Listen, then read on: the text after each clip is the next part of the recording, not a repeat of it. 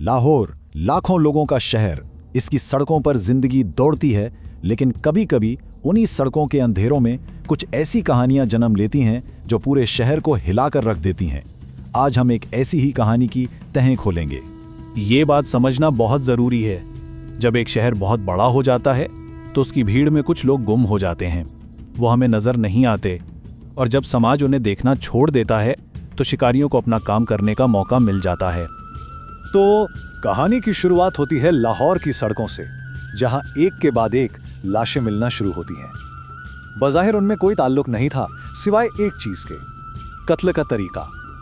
Police समझ गई थी कि वो किसी एक ही शख्स का सामना कर रहे हैं, एक ऐसे सीरियल किलर का जिसका एक खास खौफनाक दस्तखत था। कातिल का शिकार कौन थे, ये इस केस का सबसे अहम पहलू है। इसके शिकार वो लोग थे जिनकी कोई शनाख्त नहीं थी, नशे के आदी, बेघर, सड़कों पर सोने वाले, ऐसे लोग जिनके गायब होने पर कोई रिपोर्ट दर्ज नहीं करवाता था। कातिल जानता था कि वो गुमनामी के साए में शिकार कर रहा था। ये कोई एक आध वाकया नहीं था। इस्लामपुरा, शादबाग, रावी रोड, तकरीबन 1 साल तक शहर के अलग अलग कोनों से लाशें मिलती रहीं और दहशत बढ़ती गई। ये वाज़ेह था कि कोई मुनज़्ज़म तरीके से मुआशरे के सबसे कमज़ोर लोगों को निशाना बना रहा है। अब यहाँ पर कातिल की साइकोलॉजी बहुत दिलचस्प हो जाती है। उसका सिग्नेचर मेथड यानी उसका खास तरीका गर्दन तोड़ना था, एक ठंडे दिमाग का काम जिसमें मुकम्मल कंट्रोल जाहिर होता है।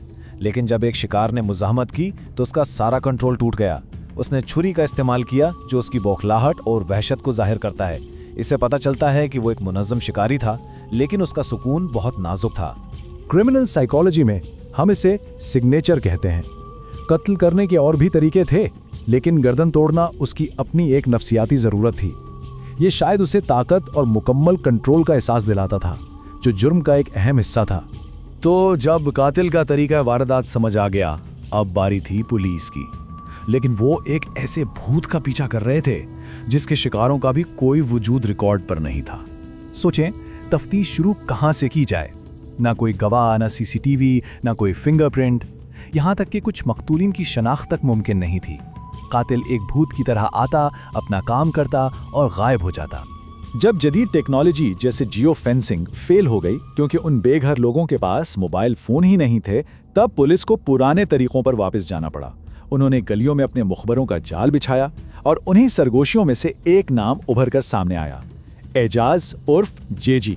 और इस एक नाम के साथ पूरी तफ्तीश का रुख मुड़ गया। अब फोकस एक शख्स पर था और पुलिस ये जानना चाहती थी कि आखिर ये जजी है कौन। तो ये है एजाज जजी, 30 साल का, दुबला पतला, खामोश तबा मलेशिया। इसे देखकर कोई सोच भी नहीं सकता था कि यह शख्स एक सफाक कातिल हो सकता है। और यही बात सबसे ज्यादा खौफनाक थी कि वो कितना आम दिखाई देता था। कातिल पैदा नहीं होते, वो बनते हैं। एजाज का सफर भी कुछ ऐसा ही था। बचपन में मंशियात की लत, फिर घर वालों का निकाल देना और सड़कों की बेरहम जिंदगी।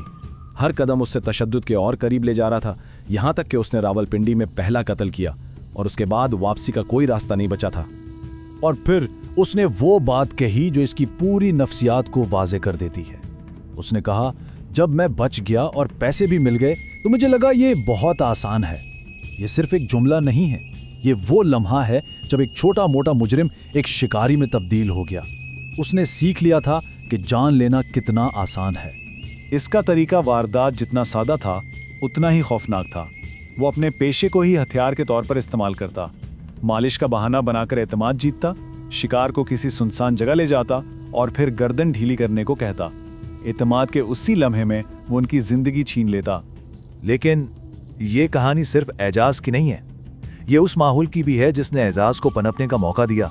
आखिर एक बड़े शहर के बीचों बीच ये सब कैसे होता रहा और किसी को पता नहीं चला। ये नंबर इस कहानी का सबसे दर्दनाक पहलू है। भोला मलचिया, एक मकतूल जिसका नाम तक किसी को नहीं मालूम। उसका ना कोई खानदान सामने आया, ना कोई शिनाख्ती कार्ड मिला। वो जिंदगी में भी गुमनाम था और मौत के बाद भी गुमनामी रहा।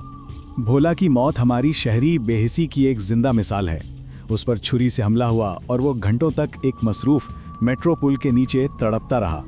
हजारों लोग वहां से गुजरे, लेकिन किसी ने रुक कर नहीं देखा। वो सबकी नजरों के सामने मर गया, लेकिन हकीकत में वो किसी को नजर ही नहीं आया। तो सवाल ये है कि एजाज जैसा शिकारी कैसे पैदा हुआ?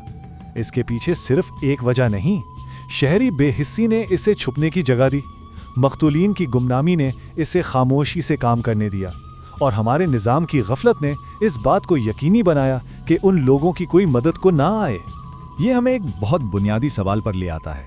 क्या एजाज जैसे लोग हमारे समाजी निज़ाम की नाकामी का नतीजा हैं, या क्या ये अफराद खुद ऐसे रास्ते चुनते हैं जहां से वापसी नामुमकिन हो जाती है? ये एक पेचीदा सवाल है जिसका कोई आसान जवाब नहीं। एजाज तो पकड़ा गया, लेकिन क्या मसला हल हो गया? वो बेहिसी, वो गफलत, वो समाजी खामियां जो इस जैसे कातिल को जन्म देती हैं, वो तो आज भी मौजूद हैं। इसके असल साथी तो यही हैं। तो आखिर में सवाल सिर्फ एजाज का नहीं है, सवाल हम सबका है। क्या एक कातिल सिर्फ एक फर्द होता है, या वो इस माशरे की इज्तिमाई खामोशी का अक्स होता है जो अपने सबसे कमज़ोर लोगों को देखने और बचाने में नाकाम हो जाता है?